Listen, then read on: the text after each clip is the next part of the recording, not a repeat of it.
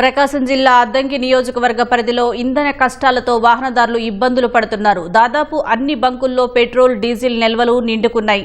Petrol లేక వాహనదారులు వెనక్కు వెళ్లిపోతున్నారు. ఇంధన సంస్థలు అవసరమైన మేర పెట్రోల్, డీజిల్ సరఫరా చేయటం లేదని పెట్రోల్ బంక్ యజమానులు చెబుతున్నారు. ఒక ట్యాంకర్ వచ్చినా కొన్ని గంటల్లోనే అయిపోతోందని చెబుతున్నారు. డీజిల్ కొరత అనేది ఎప్పుడు లేని విధంగా ఇప్పుడు ఒక వారం నుంచి ఈ విధంగా ఉంది.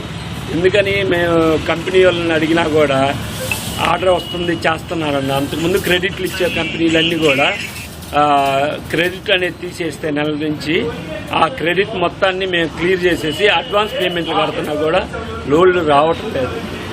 మాకు ఎందుకు రావటం లేదు అనేది మాకు అర్థం కావటం లేదు. సంబంధిత అధికారులను అడిగితే ఇస్తామని చెప్తున్నారే తప్ప ఇవ్వటం లేదు.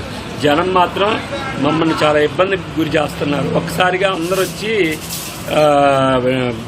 అవుట్లెట్ల దగ్గరికి వచ్చేసి గందరగోళం చేస్తున్నారు. ఉన్న స్టాకు వచ్చిన గంటలోనే అయిపోయే విధంగా ఉంది.